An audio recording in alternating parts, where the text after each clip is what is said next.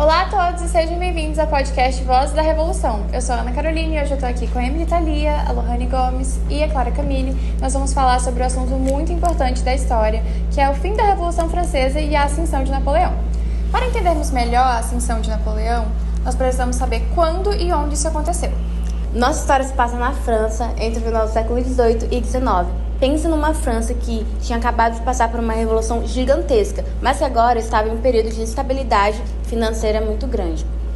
O Diretório, que era o governo da época, estava enfrentando muitos desafios, tanto políticos quanto econômicos. Exatamente. Depois de anos de revolução e conflitos, a França também estava exausta. O Diretório ele não conseguia trazer nenhuma estabilidade, havia muita corrupção e a economia estava com dificuldades. A população estava cansada e ansiava por ordem, por um governo que pudesse solucionar o problema do país. E nesse cenário de crise, a França estava constantemente em guerra com as potências europeias.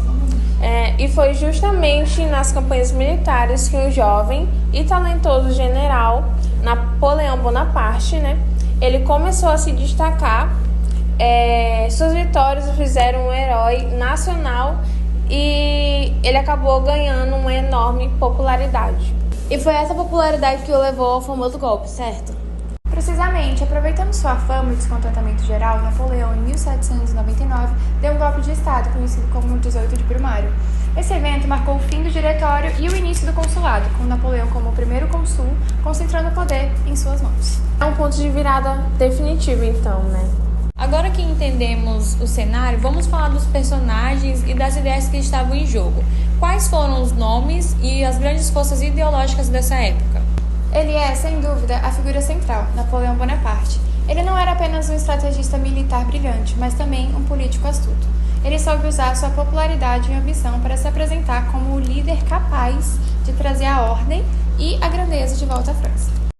Então é isso, Não podemos esquecer também da população francesa, que cansada da turbulência, ela via em Napoleão a esperança de um governo com mais paz, mais forte e estável.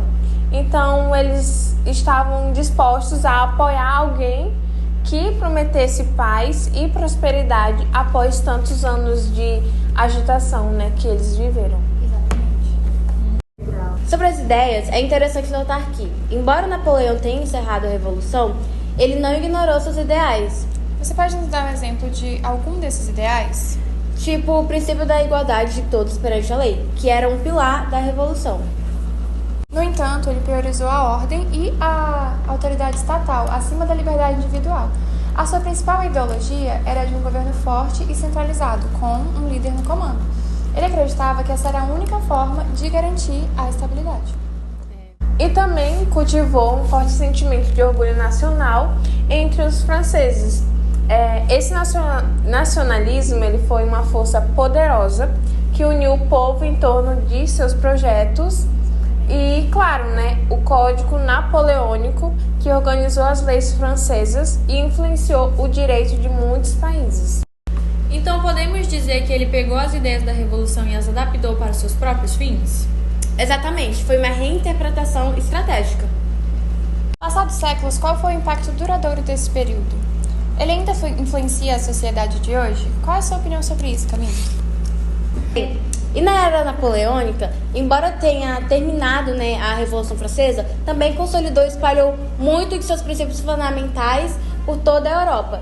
E também as guerras napoleônicas redesenharam o mapa do continente, E as ideias, Ao espalhar as ideias revolucionárias e os conceitos de nacionalismo e liberalismo, Napoleão, ironicamente, plantou sementes que levariam a novas revoluções e unificações nacionais no futuro. Pois é. E sobre a influência hoje, o Código Napoleônico é a base do direito civil em muitos países, incluindo o Brasil. A forma como pensamos sobre propriedades e contratos tem raízes profundas ali.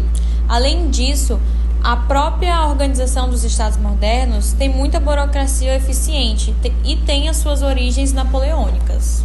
Então, mesmo após tanto tempo, vemos o reflexo de Napoleão em nossos dias a dias, inclusive nas leis? Absolutamente, ele é um gigante histórico. Querendo ou não, é um legado que transcende gerações, Exatamente. Chegamos ao fim de mais um episódio do podcast Voz da Revolução. Quero agradecer imensamente a Emily, a Lohane e a Clara por essa conversa tão rica e esclarecedora. Obrigada. Foi um prazer. Até logo.